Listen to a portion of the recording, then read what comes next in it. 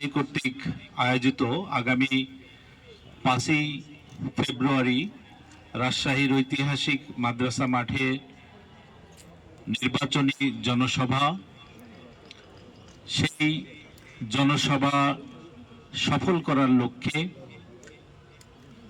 আজকে সম্মানিত সাংবাদিক বন্ধুদের নিয়ে এই সংবাদ সম্মেলনে নগরীর সম্মানিত নায়েবে আমির অ্যাডভোকেট আবু মোহাম্মদ সেলিম,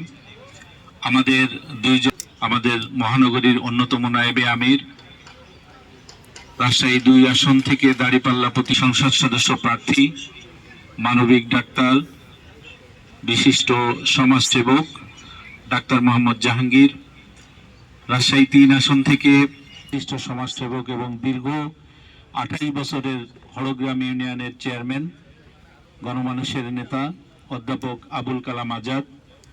আমাদের সাথে 11 দলের রাজশাহীর নেতৃবৃন্দ উপস্থিত আছেন। আমার বাম পাশে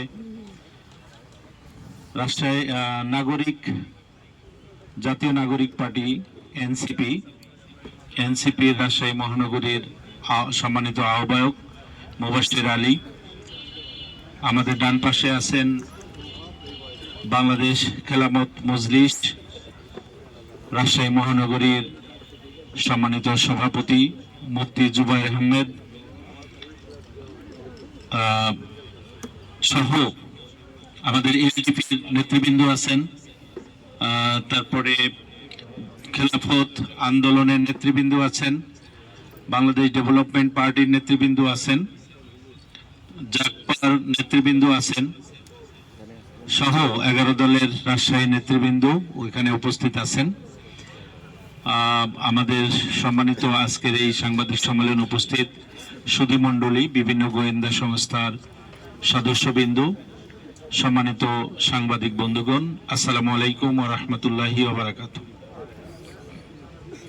আমরা মূলত আগামী 5ই ফেব্রুয়ারি রাজশাহীর এই ঐতিহাসিক মাদ্রাসা মাঠে 11 দলীয় জোটের রাজশাহীর 6টি আসনের প্রার্থীদের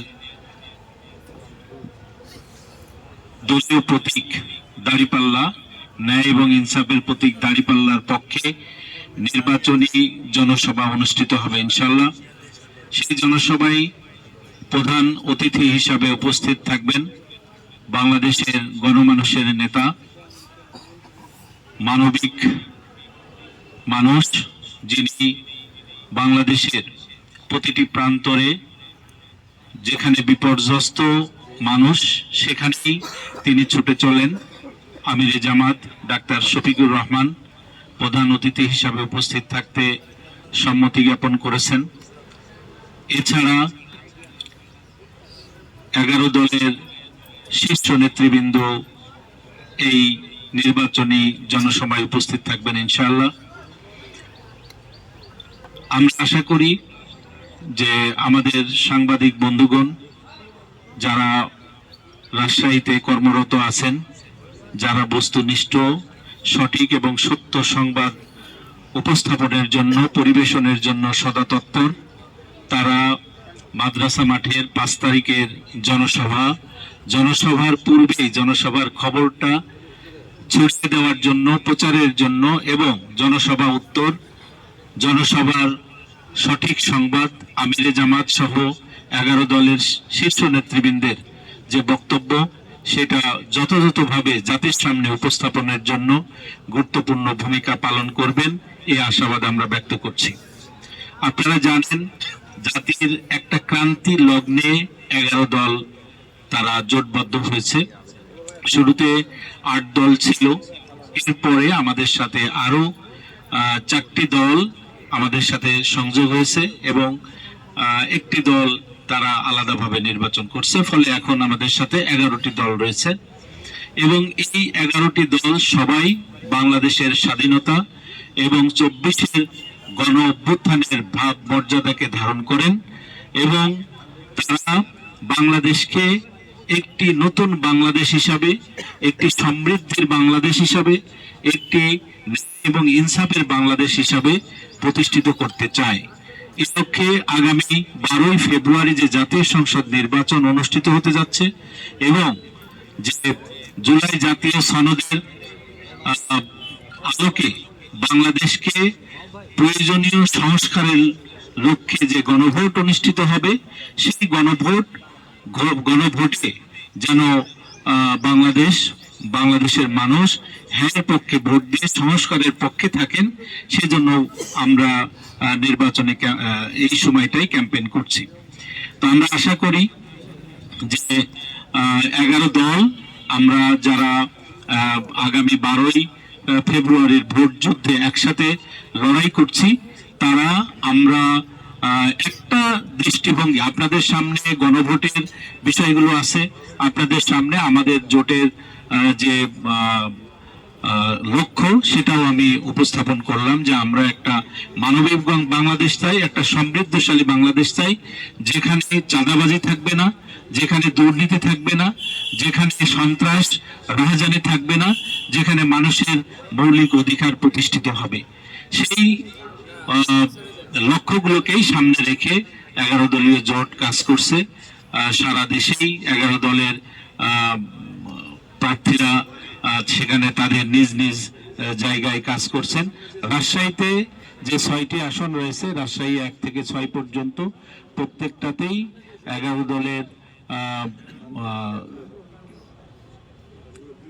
দলের সমর্থনে এখানে জামাতের 6 জন প্রার্থী এখানে প্রতিদ্বন্দ্বিতা করবেন। 6 জনই দাঁড়িপাল্লা প্রতীক নিয়ে কাজ করছেন।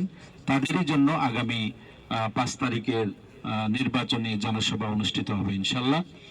তো সবাই আজকে আমাদের এই সাংবাদিক সম্মেলনে উপস্থিত হয়ে যারা 5 তারিখের জনসভাকে যারা মানুষের সামনে উপস্থাপন করার জন্য আজকে এখানে আসছেন, সাংবাদিক বন্ধুদেরকে আবারও ধন্যবাদ জানাচ্ছি।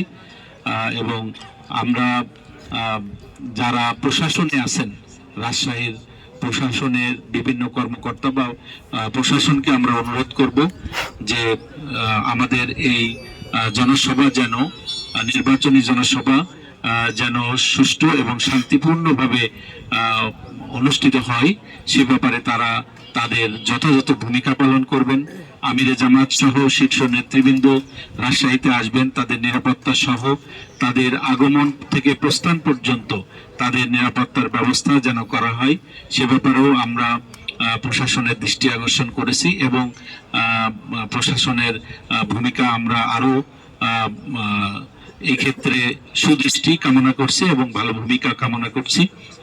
তারা আশা করি যে আমাদের এই নির্বাচনী সমাবেশ সুষ্ঠু সুন্দরভাবে সম্পন্নের জন্য তারা আমাদের প্রয়োজনীয় সহযোগিতা প্রদান করবেন। আবারও সবাইকে ধন্যবাদ জানিয়ে আমার আজকের এই সংবাদ সম্মেলনের মূল প্রতিপাদ্য বিষয় উপস্থাপন এখানে শেষ করছি। আসসালামু আলাইকুম ওয়া রাহমাতুল্লাহ। কোনো কিছু জানার থাকলে আপনারা জি প্রশ্ন করতে পারেন। না সবাইগুলো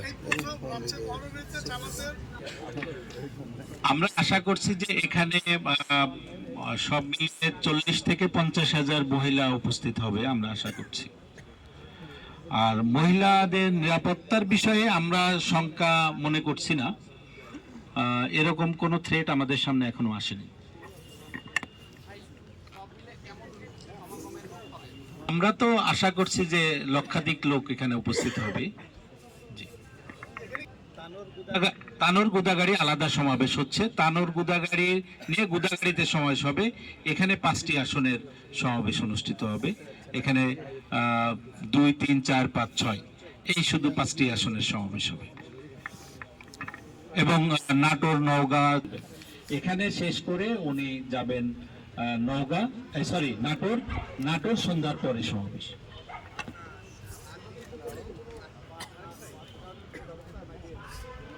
সাংবাদিকদের জন্য আলাদা কার্ডের ব্যবস্থা আছে।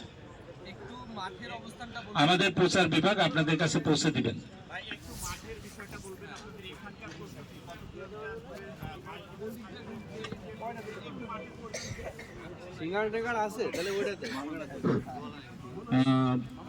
মাঠের পরিবেশ, মাঠে তো আসলে